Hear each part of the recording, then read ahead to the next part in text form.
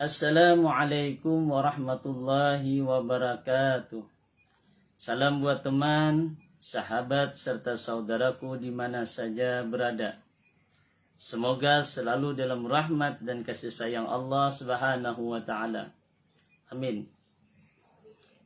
Para penonton yang budiman, pada kesempatan kali ini ulun berkeinginan membaca sekelumit tentang manaqib Sayyidah Khadijah Al-Kubra. Dinukil dari kitab Ad-Durrus Samin ala Hidayatil Muhibbin fi Manaqib As-Sayyidah Khadijah Ummul Mukminin, susunan ayah guru Kubah, guru Munawar Kampung Melayu. Semoga bagi yang menonton dan mendengarkan manaqib ini diberkahi Allah Subhanahu wa Ta'ala. Amin. Assalamualaikum ya Ummul Mukminin Sayyidatana Khadijah Al-Kubra radhiyallahu anha. Sayyidah Khadijah adalah seorang perempuan yang mempunyai kemuliaan. Beliau dilahirkan 15 tahun sebelum lahir baginda Rasulullah sallallahu alaihi wasallam. Keturunannya daripada kaum Quraisy yang dihormati. Beliau adalah seorang pedagang yang terkenal dan kaya raya. Manakala Allah menghendaki kepada beliau untuk mendapat kemuliaan dunia dan akhirat, sampailah kabar kepada beliau akan seorang laki-laki yang baik, akhlaknya terpuji dan jujur dikenal, namanya Muhammad Al-Amin. Maka menawarkan Sayyidah Khadijah kepada baginda Al-Amin untuk mendagangkan dagangannya. Dengan gembira diterima tawaran itu oleh baginda Al-Amin. Kemudian berangkatlah baginda Al-Amin ke negeri Syam, membawa dagangan Sayyidah Khadijah berupa emas, perak, sutra yang dipikul sekitar 80.000 onta untuk dijualkan. Kemudian Sayyidah Khadijah menyuruh pembantunya Maisarah supaya membantu baginda Al-Amin dalam perdagangannya. Ketika sampai di Syam, semua dagangannya habis laku dengan untung yang banyak. Setelah itu kembali baginda Al-Amin ke Makkah. Manakala sampai ke Makkah disambut oleh Sayyidah Khadijah dengan senang gembira dan ucapan terima kasih. Setelah melihat kemuliaan dan kebaikan akhlak baginda Al-Amin serta keberhasilan dalam berdagang, maka tertanam di hati Sayyidah Khadijah perasaan cinta dengan baginda Al-Amin. Ditambah lagi cerita dari Maisarah akan keajaiban yang terjadi pada baginda Al-Amin dalam perjalanan berdagang ke negeri Syam. Di antaranya awan yang menaungi selama dalam perjalanan, onta yang tunduk dan patuh, perjalanan yang cepat sampai dan mudah. Mendengar cerita yang demikian itu, maka bertambah kuatlah cinta Sayyidah Khadijah kepada baginda Al-Amin. Kemudian daripada itu, menyuruh Sayyidah Khadijah akan Nafisah binti Umayyah untuk menanyakan hal keadaan baginda Al-Amin. Kemudian berangkatlah Nafisah kepada baginda Al-Amin dan bertanya, "Wahai baginda Al-Amin, apakah yang menegah engkau daripada berkawin?" Jawab baginda, "Aku tidak punya apa-apa." Berkata Nafisah, "Bagaimana kalau ada seorang perempuan yang baik akhlak, keturunannya mulia, elok rupanya, dan kaya raya menginginkan diri engkau?" Dijawab baginda, "Siapakah?" Berkata Nafisah, "Khadijah." Dijawab baginda, "Sesungguhnya aku lihat Khadijah adalah seorang perempuan yang mulia, akhlaknya terpuji, bijaksana dan terpelihara dari pekerjaan kaum jahiliyah." Kemudian musyawarahlah baginda Al-Amin dengan paman-paman beliau, dan mereka semua setuju. Maka mendapatlah keberuntungan dunia akhirat Sayyidah Khadijah berkawin dengan Muhammad Al-Amin khairul bariyah. Kemudian datanglah pembesar-pembesar kaum Quraisy menyaksikan perkawinan itu. Lalu Abu Talib paman baginda berkata, segala puji bagi Allah yang telah menjadikan keturunan kami daripada zuriatnya Nabi Ibrahim alaihissalam, menjadikan kami sebagai pembersih Baitullah, pelayan tanah haram, dan pembesar Quraisy. Kemudian daripada itu, anak saudaraku ini Muhammad bin Abdullah tidak ada bandingannya. Walaupun ia tidak kaya, tetapi akhlaknya terpuji. Keturunannya mulia. Sesungguhnya telah meminang ia akan Khadijah binti Khuwailid dengan mahar yang telah ditentukan. Demi Allah, kejadian ini sangat besar dan perkawinan ini sangat mulia. Kemudian berkata Waraqah bin Naufal, segala puji bagi Allah yang telah menjadikan keturunan kita daripada pembesar dan pemimpin Quraisy, dan keturunan kalian semua daripada pembesar-pembesar Quraisy yang mulia. Dan kami sangat gembira dengan terhubungnya kekeluargaan dengan kalian.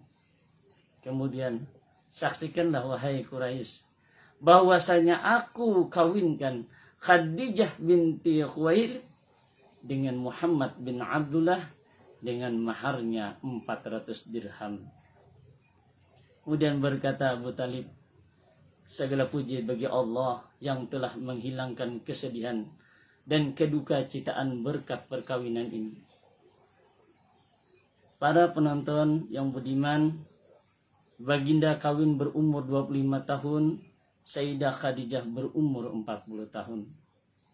Maka mengadakan walimah baginda dengan menyembelih 2 ekor unta.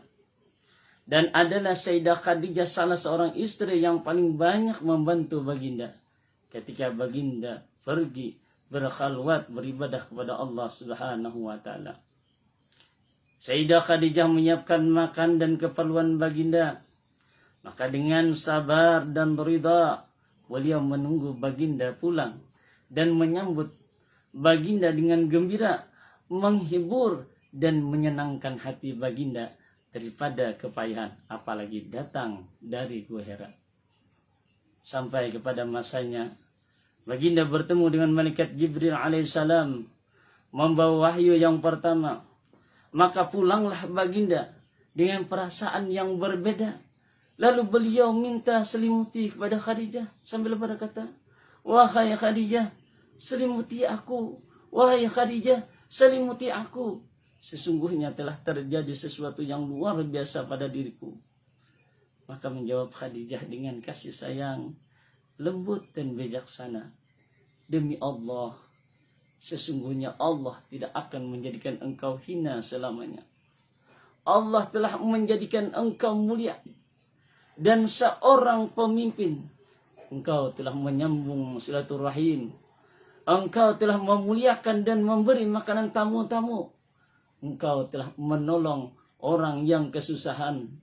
Engkau telah memberi hadiah pada orang yang miskin. Engkau telah menolong dan membela orang yang benar. Tetaplah wahai anak pamanku, engkau telah mendapat kegembiraan. Demi Allah, aku yakin bahwa Allah tidak akan memperbuat sesuatu kepada engkau, melainkan kebaikan semua. Dan aku bersaksi bahwa engkau adalah Nabi akhir zaman. Dan sekarang telah sampai masanya engkau datang. Sesungguhnya telah memberi kabar akan aku oleh Rahib Bukhaira, yang kabar yang nyata, dan menyuruh ia akan mengawini engkau 20 tahun yang lalu. Para penonton yang budiman, alangkah sempurna akal dan ilmu Sayyidah Khadijah. Perkataan beliau telah menghibur dan menyenangkan hati baginda. Perkataan beliau telah membenarkan apa yang terjadi pada baginda. Walaupun beliau sudah yakin lebih dahulu, perkataan itu selalu diingat dan disebut oleh baginda di hadapan para sahabat. Karena itu beliau mendapat keistimewaan yang banyak tak terhingga. Adapun sebagian daripada keistimewaan Sayyidah Khadijah radhiyallahu anha. Yang pertama, awal-awal orang yang masuk Islam. Maka dengan sebab iman Sayyidah Khadijah, Allah ringankan segala beban yang ada pada baginda Rasulullah sallallahu alaihi wasallam. Kemudian yang kedua, mendapat kemuliaan sebagai istri Rasulullah sallallahu alaihi wasallam dan mendapat keberuntungan dengan berkhidmat kepada Rasulullah sallallahu alaihi wasallam dan menyaksikan ketika dibangkitkan Rasulullah serta menolong dan membela dakwahnya Rasulullah sallallahu alaihi wasallam. Yang ketiga, keturunannya terpelihara daripada keturunan kaum jahiliyah sehingga beliau diberi gelar Sayyidah At-Tahirah dan masyhurnya dipanggil dengan Al-Kubra, dan nasab beliau bertemu dengan nasab Rasulullah pada datuknya Qusay. Yang keempat, termasuk daripada Ahlud Dariki, yaitu apabila ditawasuli dengan menyebut ya ummana Khadijah Al-Kubra, ya ummana Khadijah Al-Kubra, ya ummana Khadijah Al-Kubra, disebut 3 kali, maka hadirlah beliau. Yang kelima, beliau mempunyai ilmu dan akal yang sempurna, akhlak yang baik dan terpuji, bijaksana dalam segala urusan, mempunyai firasat yang kuat, semangat besar, pandangan dan pendapat yang tepat, mempunyai keelokan yang sempurna. Yang keenam, orang yang sangat kaya raya dan pemurah, banyak harta dan pembantu perniagaan yang berhasil, sehingga semua hartanya diserahkan kepada Rasulullah sallallahu alaihi wasallam untuk dakwah agama Islam. Yang ketujuh, selalu menghibur dan menyenangkan hati daripada baginda, senantiasa bersama baginda selama lebih kurang 24 tahun menjalani rumah tangga, tidak pernah beliau menyakiti hati baginda Rasulullah sallallahu alaihi wasallam. Yang kedelapan, diberi pangkat oleh Allah abdalu wa sayyidatun nisa il alamin, dan istri yang paling utama dari istri-istri baginda. Yang kesembilan, mendapat ucapan dan kiriman salam dari Allah dan malaikat Jibril, dan beliau mendapat kabar dari Rasulullah bahwa Allah telah menyediakan untuknya mahligai yang terbuat dari mutiara. Yang ke-10, sangat dicintai Rasulullah sallallahu alaihi wasallam, sebagaimana sabda beliau, sungguh aku telah diberi Allah cinta pada Khadijah, dan aku cinta kepada orang yang mencintainya. Walhasil, bahwasannya keistimewaan beliau tidak dapat dihitung, manakib beliau tidak dapat dibatasi, karena beliau selalu dipuji dan diceritakan baginda kebaikan dan keistimewaannya. Sayyidah Khadijah diwafatkan pada tanggal 11 Ramadan 3 tahun sebelum hijrah ke Madinah, dan beliau dimakamkan di Mu'alla yang dikenal dengan Kampung Hujun. Maka dengan kasih sayang turunlah baginda meletakkan jasad Sayyidah Khadijah dan meratakan tanahnya dengan perlahan-lahan sebagai tanda kelebihan beliau dari istri-istri yang lain. Dan beliau wafat berumur 65 tahun radhiyallahu anha. Para penonton yang budiman, semoga Allah Subhanahu wa taala melimpahkan keberkahan kepada kita semua dalam hidup dan mati, dalam membawa iman, serta termasuk di dalam fadilah hadis ini. Rasulullah sallallahu alaihi wasallam bersabda, "Man dalla ala khairin falahu mislu ajri fa'ilihi," yang artinya, barang siapa yang menunjukkan kepada sebuah kebaikan, maka baginya seperti pahala pelakunya. Hadis riwayat Muslim. Demikian yang dapat ulun sampaikan. Terima kasih atas perhatian. Kalau ada salah dan khilaf, ampun maaf, minta rela ulun dunia akhirat. Allahumma salli ala sayyidina Muhammad wa ala ali sayyidina Muhammad.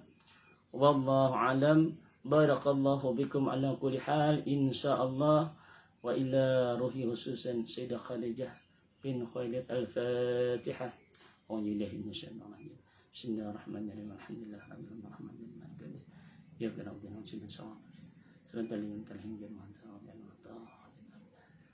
Assalamualaikum warahmatullahi wabarakatuh.